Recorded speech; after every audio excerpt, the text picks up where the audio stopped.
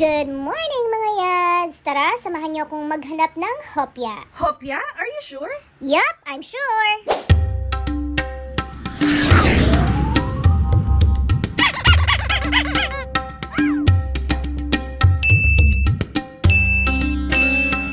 Eto, park tayo sa taas ng Pure Gold. Ang ganda ng location ng Pure Gold dito sa palengke po to. So, yung building, buong building ng mga dry market at mga kung anik-anik ng public market, nandoon sa second floor yung Pure Gold, tapos yung third floor doon yung parking lot. Eto nga. So, if ever gusto mong mamalengke, na dyan sa baba yung public market, at kung meron naman kayong kailangan sa grocery, nandito rin naman yung Pure Gold. At meron din pong mga ibang mga groceries na maliliit sa perimeter ng market. So, may mga choices po kayo. So ayan, nandito na tayo sa parking lot ng Pure Gold Angeles. So dahil may bibilan tayo, at samahan niyo akong punta dun sa candy store, okay?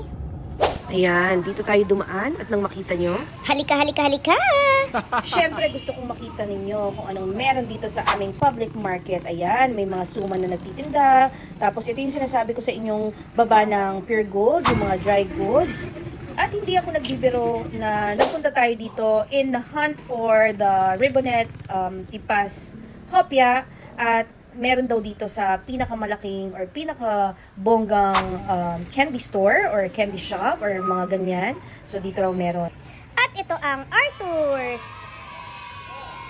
Naku, sa bungad pa lang ng entrance, eto na po yung makikita nyo. So, hitik na hitik yung store na to. Ayan, yung mga tinitinda sa store ay dito nila kinukuha. Ayan, so nakakuha na ako ng pinapabili din nila na Hi-Ho Nutcrackers. Anong brown?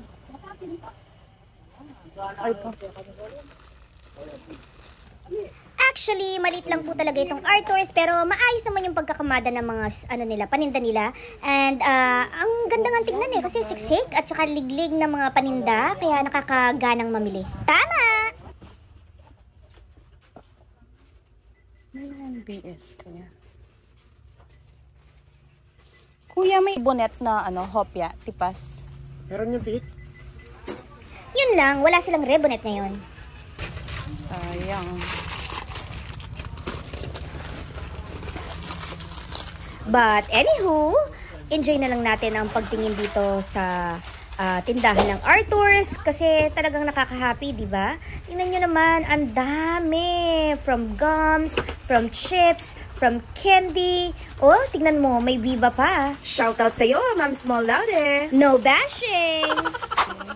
Eto, di ba ito yung mga nilalagay sa mga candy stations kapag merong mga party. Yan, dito lang po nabibili yan mga yads. Wow! Eto pa, sino namang batang hindi magkukumahog na makakuha nito kapag nakita ito sa sweet station? Tama! Hindi naman puro candy ang makikita nyo dito sa Arthur's. As you can see, meron din silang mga biscuits, mga cookies, mga hopya. Eto pa pala, nalagpasan ko, pero it brings back memories when I was a child. Yung mga ganitong ka-cute na mga lollipops. And also, para sa mga birthday parties na gumagawa ng loot bags, these are perfect to be included in your loots. O siya, let's pay na! Ate, ito po.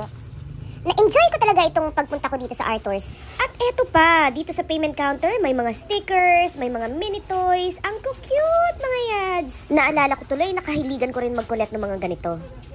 At eto din pala, meron din silang coffee. It makes sense, may mga biscuits, so syempre may pantunaw.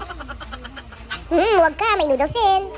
Fast forward! So, eto na yung mga napamili natin. Gusto ko lang ipakita sa inyo kung gaano ka presko dito sa rooftop. So, ayan po ang conclusion ng ating palengke tour. So, uuwi na po ako nito. So, sobrang pagod at nanggigitata na. So, see you later po. Yan.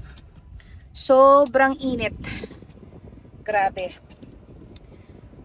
Okay. Ayan to. Ay, parang nangitim ako.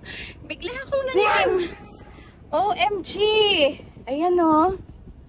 Oh my God! Ang bilis!